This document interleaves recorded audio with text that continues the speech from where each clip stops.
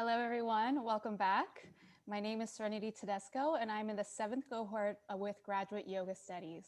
Welcome to our interview with Dr. Sravana Borkataky-Varma, a current lecturer at Harvard Divinity School and at the University of North Carolina-Wilmington. Thank you for joining us, Dr. Varma. Thank you, Serenity. Thank you for the invitation. Is the voice clear? Yes, everything sounds very good. Awesome. So our time is limited today, so we'll get right to the questions. We would love to hear more about you. What is your tradition and lineage? So I'm a scholar practitioner. So my tradition lineage is also what I study. I'm from Assam, and I study ЩāktaTantra within the larger space of Assam and West Bengal. And when I'm looking at Shakta Tantra, my focus is on rituals and gender and how the larger space of rituals in Shakta Tantra allows for a greater gender fluidity. So that's what I study and practice. Wonderful. And then if you may elaborate, what is Shakta Tantra? So Shakta Tantra, I would say, is the goddess tradition. This is the tradition, as we may be aware, there are different traditions within the larger Hindu fold. So this is the goddess tradition, and within this goddess tradition, this is when I say Tantra, I'm looking at the esoteric traditions.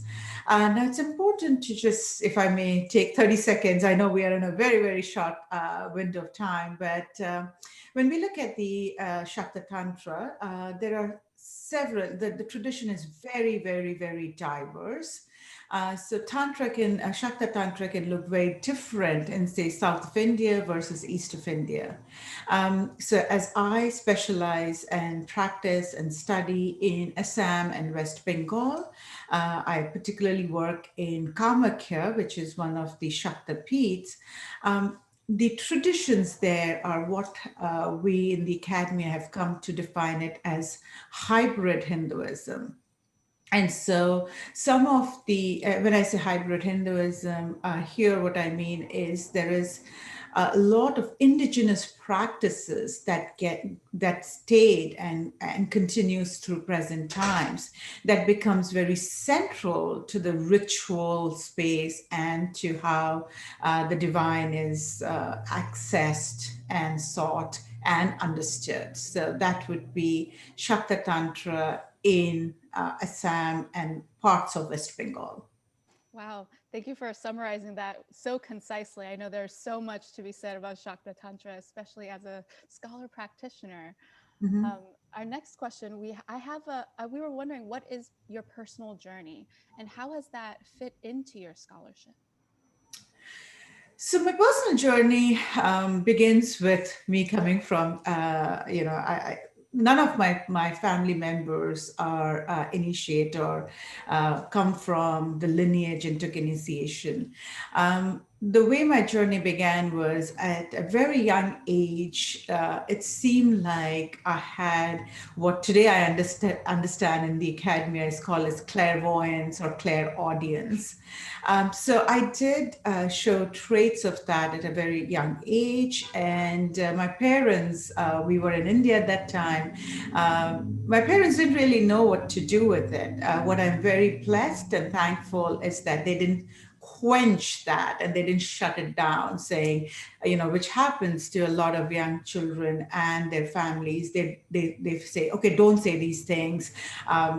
People will think you're possessed or whatever, right? There are all kinds of problems with that. So my parents never did that. So I started this in this space without really knowing what I was doing at a very young age. I think my first initiation was somewhere around 8 years old, although I don't remember much of that, in the Kamakya tradition. I subsequently took another initiation at 15, which I remember, it's around 14, 15. And then in my 20s and my 30s, I did take further initiations. But essentially, that was my journey. I wanted to become a nun.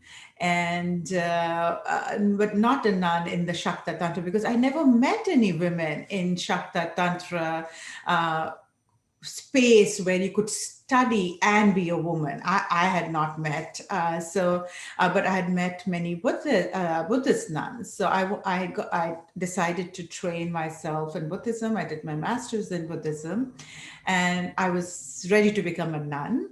And finally, after several discussions, what I decided was to keep my nun vows, but not to don the robes. So I decided to not wear the cloth.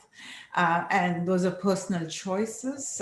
It was more of a question I really asked, and I continue to grapple as to how the cloth has so many things riding on it. And so I could never bring those two worlds together.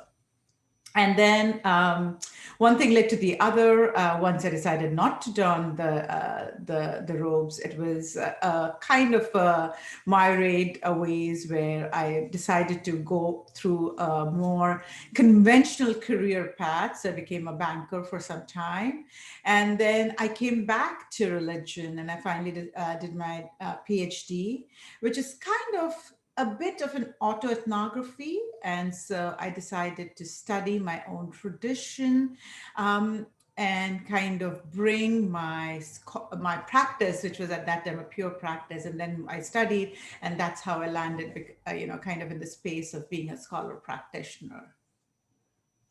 That's really beautiful. It sounds like your quest for self-discovery has led to so much of your academic ambitions. And speaking of your research, I want to ask you, on your research on esoteric rituals and gender, what is the role of gender in Shakta Tantra?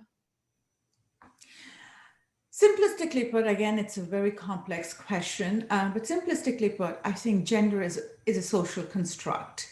How we see gender as a man, woman, or a third gender. Yes, today in the West, we do have the big category of LGBTQ, but for my PhD, what I did was I used the living practice of Kundalini yoga practice.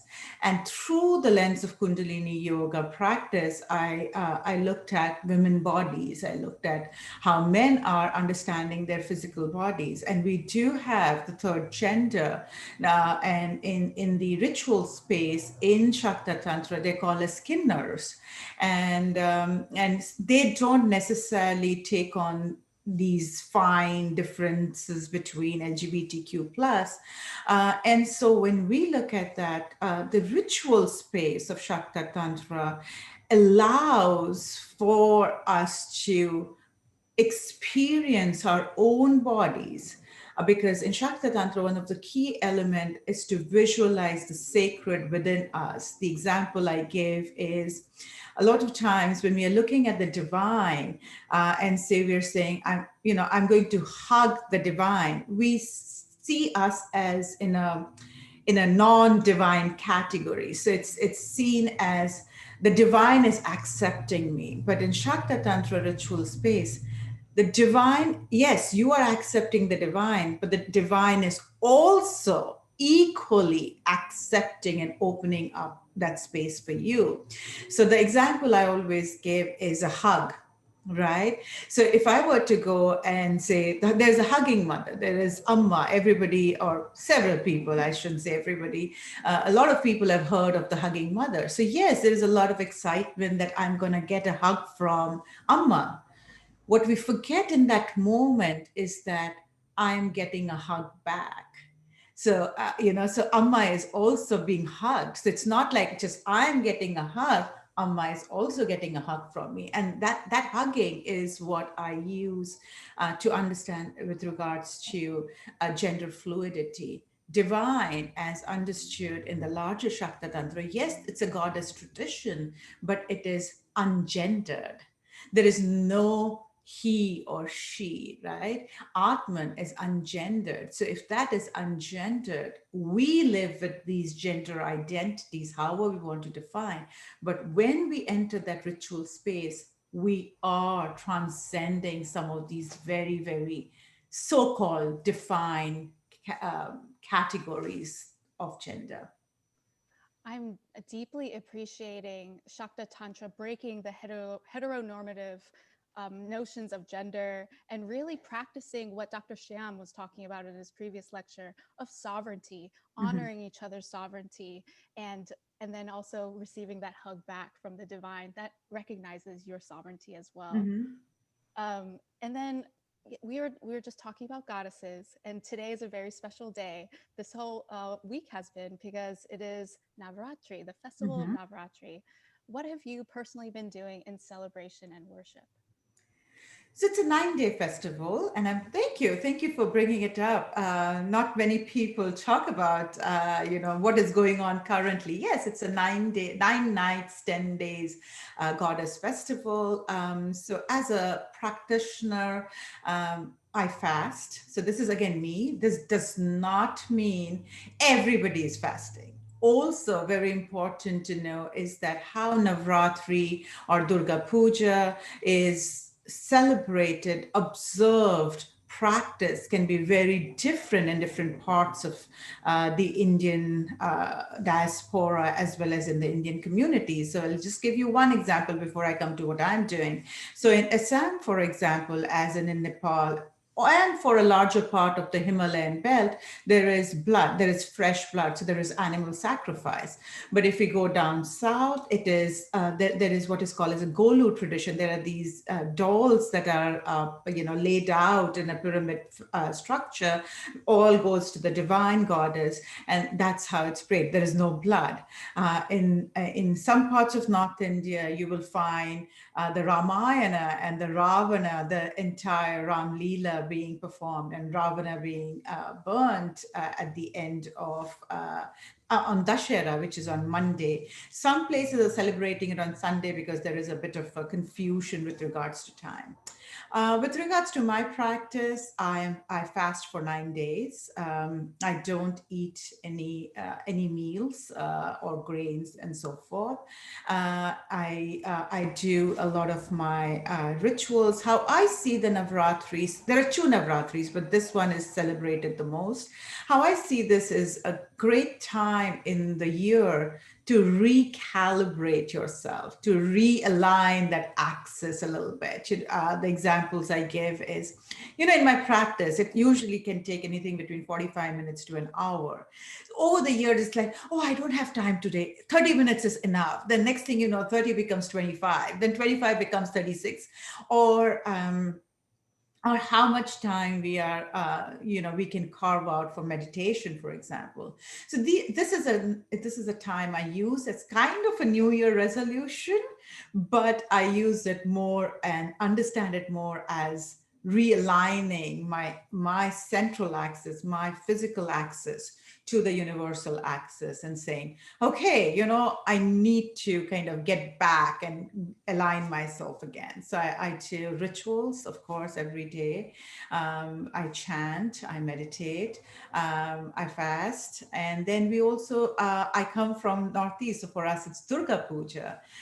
So we, even during the pandemic, we are part of a very small group, because if you start the Durga Puja, you don't stop it. It's not like you're saying it's pandemic, so we won't do it. Yes, the big community thing is not happening, but as rituals, we still have to do it. So I'm involved with that. And that's the reason, apologies everyone, it's not like I'm that busy usually, and it's not like I don't have time. It's just these 9 days is a little too packed for me with regards to my own commitment to my own practice, as well as what I have committed to the community. So between that, that's the reason why I'm showing up for such a short time. Dr. Shravana, we're so grateful that even through your fasting, you're making time for us. And I would just want to reflect that I'm deeply appreciating that Navratri has been this relationship for you to practice self-care and that Mhm. realignment, as you said, to that great universal truth. We have one last question here together. We just have about 5 minutes, and Mhm. it's a big one. Discussions on appropriation have risen along with the popularity of Shakta Tantra, whether they're related or not. But these are issues that we are openly discussing in this yoga day. What would you like to share in regards to the issue of appropriation? And what would you say to a broader audience? How can we honor Shakta Tantra in a respectful way? The conversation of appropriation, and Shyam also spoke about it at the end of his lecture. The concept of appropriation is really, really, I would say, become very front and center. And but it is very closely also related to identity and ownership and power and so forth. It's so much more messier, right? How I have always seen this larger concept of appropriation is honoring and appreciation. It's a simple honor and appreciation. End of the day, the question lies within us. Just because I'm from India does not mean I cannot land up appropriating my own culture. So I don't think, and I don't believe actually, that appropriation has anything to do with race, ethnicity, or any of these demographics. I don't think it's that. I'll give you an example. I'll give you a very, very specific. So I come from Assam. Assam has a traditional dress called the mekhala sador. It's worn in a certain way. A good friend of mine on Facebook, uh, maybe 3, 4 days back, was posted a picture of her, and she's from India, mind you, but she's not from Assam, and she wore the mekhala sador in a more of a lehenga fashion, like a skirt and a dupatta fashion. I cannot tell you how much it irked me. I cannot tell you how deeply I was offended, and I slept through it that night. I was like, okay, I'm going to get better the next day. And no, I didn't. Finally, I spoke with her. I said, that is appropriation. Because, and now think about it, if there was another person from another race, another culture wore it, we would be really, really going after that person, saying that person wore a traditional dress in a non-traditional fashion. But why is that not appropriation when an Indian did it with another Indian outfit, right? Which is very cultural. So I think it is really within our hearts. I don't think it's so much about attending courses or reading multiple books. I think as long as we spend the time recognizing where that culture, that outfit or that tradition is coming from, and then asking 2 questions. Are we honoring it enough? Two, if we are going to modify, why are we modifying it? And therefore comes the questions of, are we profiting? Is there some kind of profit making that may happen through that? And so forth. So that's how I have always seen appropriation and appreciation. I also, last thing I want to say before I run out of time is we have landed up, for fairly so, historically, there's enough reason to use the Oriental lens to look at appropriation and appreciation. But I think as South Asians, I think it's also extremely important to do a little bit of self-reflection and see how much of the Oriental lens we as a community made it into our, what I call as the socio-cultural DNA. And that sociocultural DNA reflects a lot. And a lot of South Asians do not do that self-reflection. So that's my take on appropriation and appreciation. Thank you so much for your responses. Appropriation is certainly a complicated topic, and your questions are leading us to a wonderful reflection of ourselves and within our yoga communities. Dr. Sravana Borkataky-Varma, I want to say thank you again for joining Thank us you. in today's Yoga Day.